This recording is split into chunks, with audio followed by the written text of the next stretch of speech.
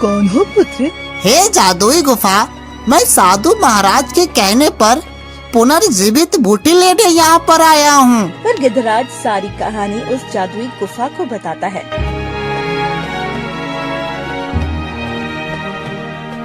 हे जादुई गुफा, अब तुम ही उस मासूम की जान बचा सकती हो। तुम यहाँ से उस नेक दिल इंसान को जीवित करने के लिए बूटी ले जा सकते हो। लेकिन गुफा महारानी, मुझे ये नहीं पता है कि पुनर्जीवित बूटी कौन सी है।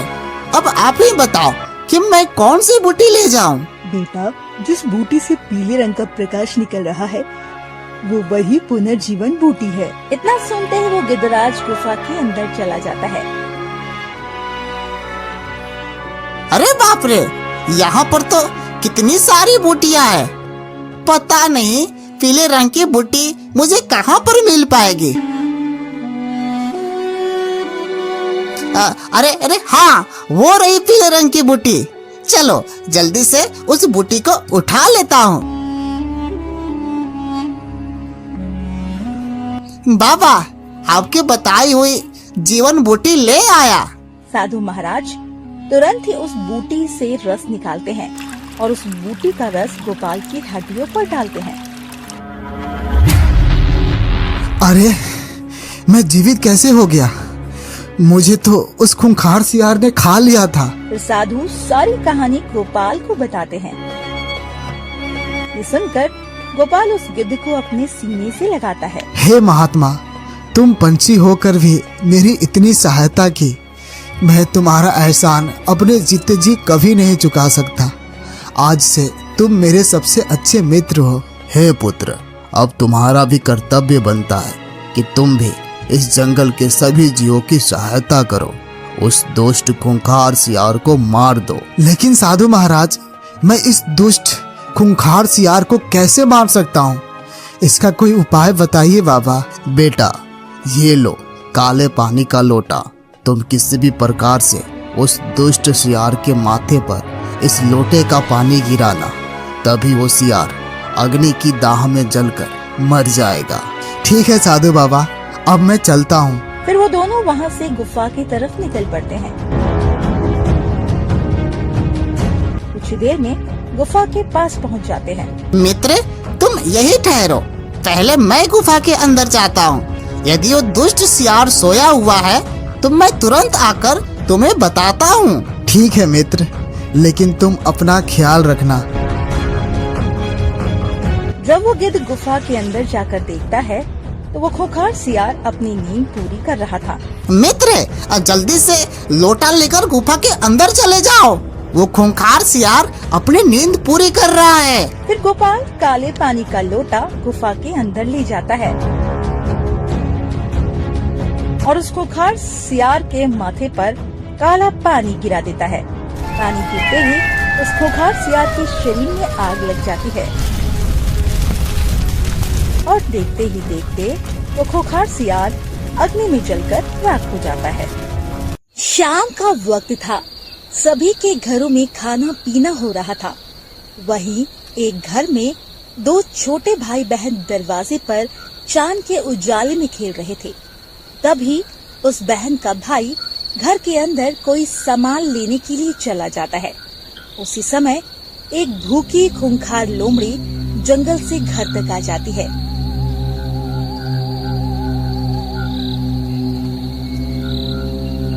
और वो घर के किनारे झाड़ियों में जाकर छुप जाती है। बच्ची को अकेली देखकर झाड़ियों से निकल कर आती है और उस बच्ची का पैर पकड़कर घसीटते हुए जंगलों की तरफ उसे ले जाने लगती है।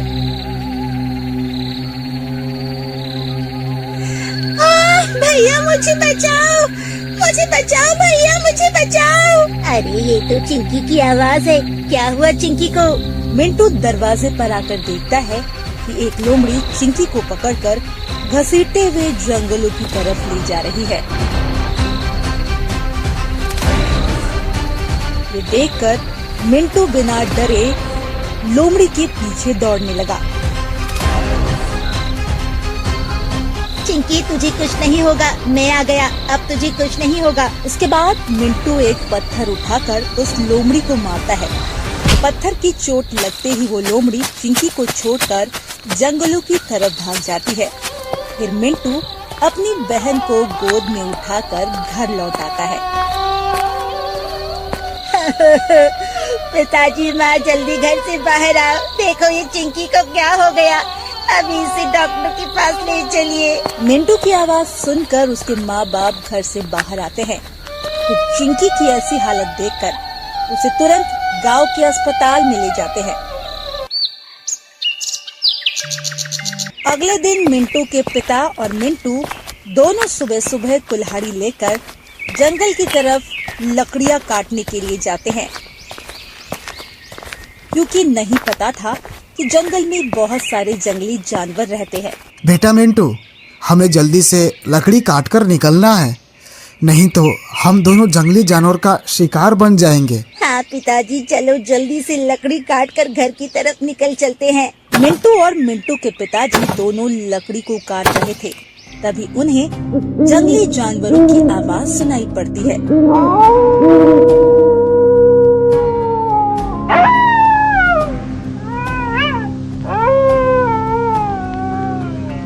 मिंटू, लगता है हमारे आसपास जंगली जानवर है, हमें कहीं छिपना होगा, नहीं तो हम दोनों उनका भोजन बन जाएंगे। जंगली जानवर से बचने के लिए दोनों पेड़ के पीछे छिप जाते हैं, लेकिन उन्हें नहीं पता था कि उन दोनों को एक खूंखार भेड़िया ने देख लिया है और वो खूंखार भेड़िया उन दोनों के सामने आकर खड़ा होता है, जिसे देखकर मिंटू और मिंटू के पिताजी दोनों काफी घबरा जाते हैं।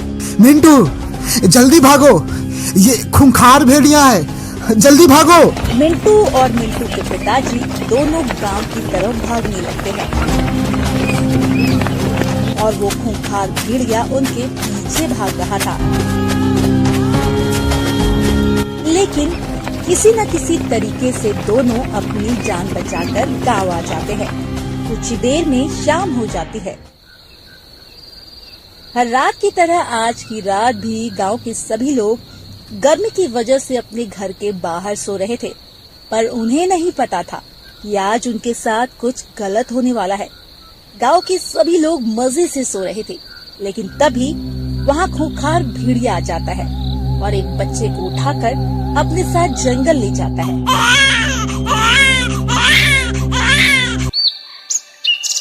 अगले दिन सुबह होते ही बच्चे की माँ उठती है, पर अपने बच्चे को ना देखकर चिल्लाने लगती है। अरे मेरे बच्ची को कौन उठा ले गया? मेरा बच्चा तो बहुत छोटा था, वो तो अपने से चल भी नहीं सकता है। हे भगवान, मेरी मदद करो। अरे पिंकी, क्या हुआ? तुम रो क्यों रही हो? मैं रो नहीं तो क्या करूं? किसी ने मेरा बच्चा चुरा लिया है। तुम्हारा बच्चा चुरा लिया है? आखिरकार ये काम किसने किया? पिंकी की बात सुनकर गांव के सभी लोगों को बच्चे की चोरी होने पर बहुत गुस्सा आ रहा था, पर तभी गांव के किसी एक व्यक्ति की नजर जमीन पर पड़ती है, जहां भेड़िया के पैरों के निशान वो देख लेता है। अरे भाइयों, पिंकी के बच्चे को कोई इंसान नहीं ले गया है, बल्कि कोई भेड़िया उठा कर ले गया है।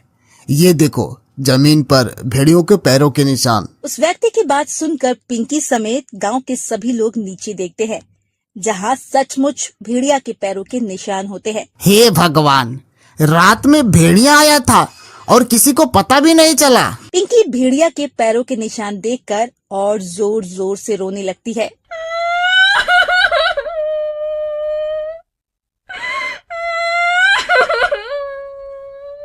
हे भगवान, अब मैं अपने बच्चों के बिना कैसे रहूंगी? मेरा इकलौता बच्चा था। मेरे बच्चे को भेड़िया ने मार खाया होगा। भाइयों, यदि बच्चे को उठाकर वो भेड़िया ले गया है तो चलो कुछ लोग मेरे साथ जंगल चलो। यदि अगर हम लोग उस भेड़िया को नहीं मारेंगे तो कल को किसी और का बच्चा उठा कर ले जाएगा।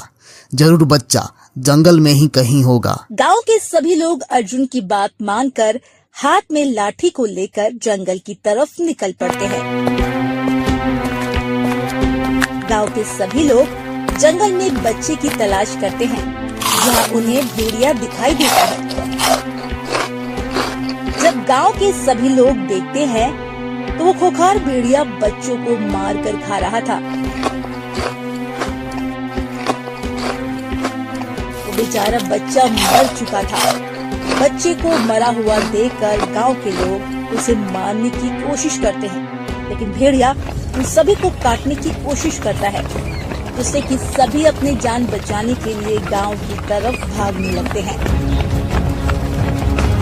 सभी लोग भागते भागते कुछ ही समय में गांव आ जाते हैं, जहां पिंकी सहित गांव के लोग उन सभी का इंतजार कर रहे थे। गांव वालों, हमने जैसा सोचा था ठीक वही हुआ। वो खूंखार भेड़िया ही बच्चे को ले गया था, पर हम सभी उस बच्चे को नहीं बचा पाए। अर्जुन की बात सुनकर गांव के सभी लोग निराश हो जाते हैं। तभी उनमें से एक गांव का बूढ़ा व्यक्ति सभी लोगों को सलाह देता है। ऐसे निराश होने का कोई फायदा नहीं है। गांव वासियों, जब भेड़िया ने हमारे गांव के बच्चे को मार दिया तो हम सभी किसका इंतजार कर रहे हैं? हम लोगों को भी उस भेड़िया को खत्म कर देना चाहिए।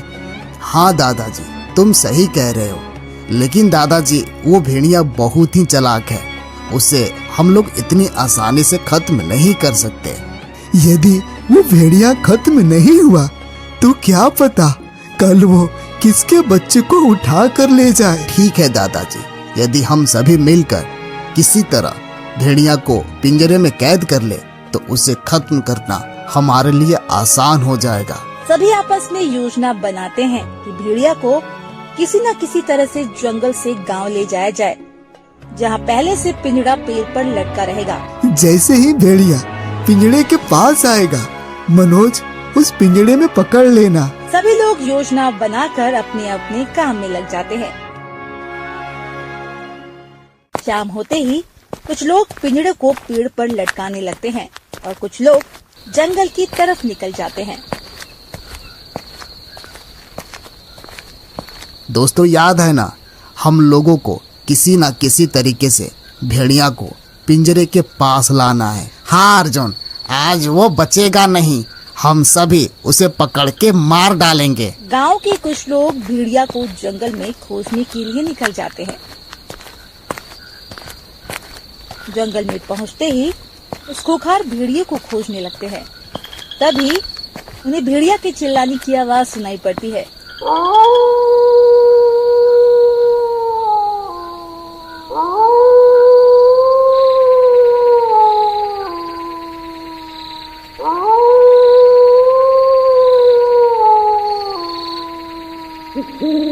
भेड़िया की आवाज सुनते ही सभी सतर्क हो जाते हैं और वहीं रुक जाते हैं।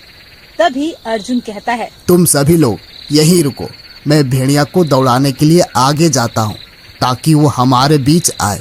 पर यदि भेड़िया मुझे काटने लगे तो तुम सभी मुझे बचाने आ जाना। अर्जुन के बाद बाकी के सभी लोग समझ जाते हैं, जिसके बाद अर्जुन नीचे से एक पत्थर उठा लेता है और धीरे धीरे भेड़िया के नजदीक जाने लगता है। भेड़िया के नजदीक आते ही अर्जुन उस पर पत्थर से वार करता है, जिसके बाद भेड़िया अर्जुन को दहाड़ने लगता है।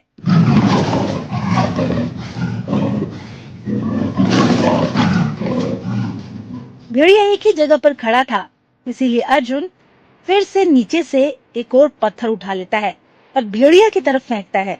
दोबारा पत्थर फेंकने से भेड़िया को गुस्सा आता है, जिसके बाद अर्जुन के ऊपर छलांग लगाने के लिए उसकी तरफ जाने लगता है। भेड़िया को अपनी तरफ आते देख अर्जुन के साथ बाकी सभी लोग वहां से गांव की तरफ भागते हैं। अरे बाप रे, भेड़िया तो मेरे काफी नजदीक आ गया। अर्जुन को सबसे पीछे देख भेड़िया अर्जुन पर अपनी नुकीले दांत चुभा देता है और अर्जुन जोर जोर से चिल्लाने लगता है। भेड़िया ने मुझे काट लिया है, लेकिन तुम लोग गांव की तरफ भागो, हमको पीछे मुड़कर मत देखो ताकि भेड़िया पिंजरे में फंस जाए। दर्द से छटपटाते हुए अर्जुन भेड़िया को लेकर गांव आ जाता है। भेड़िया को गांव में आते देख वही बाकी के सभी लोग छिप जाते हैं। मनोज, मैं पिंजरे की तरफ ही आ रहा हूँ, तुम बस उस पिंजरे को सही समय पर नीचे गिराना। अर्जुन दर्द से कराहते हुए उस पेड़ के नजदीक आता है जहाँ पिंजरा लटका हुआ था।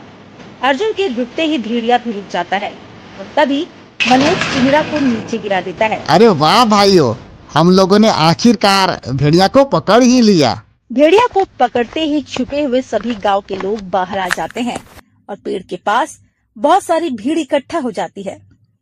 सभी गांव के लोग खुश हो जाते हैं, पर तभी अचानक भेड़िया पूरी ताकत लगाकर पिंजरा से बाहर आ जाता है। भेड़िया के बाहर आते ही गांव के फिर से सारे लोग डर जाते हैं, जिसके बाद अपनी जान बचाने के लिए अपने अपने घर भागते हैं। भेड़िया पहले ही अर्जुन को काट चुका था और अब वो मनोज को भी काट लेता है। अरे कोई मुझे बचाओ, नहीं तो भेड़िया मुझे जान से मार देगा। मनोज की मदद मांगने पर गांव का कोई भी व्यक्ति डर के मारे उसकी मदद करने नहीं आता है, पर तभी कोई भेड़िया पर डंडे से वार करता है जो बहादुर जी होते हैं।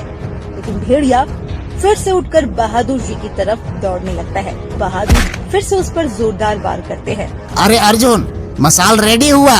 हाँ बहादुर जी, मसाल रेडी है। तभी वो मशाल अर्जुन बहादुर के हाथों में थमा देते हैं।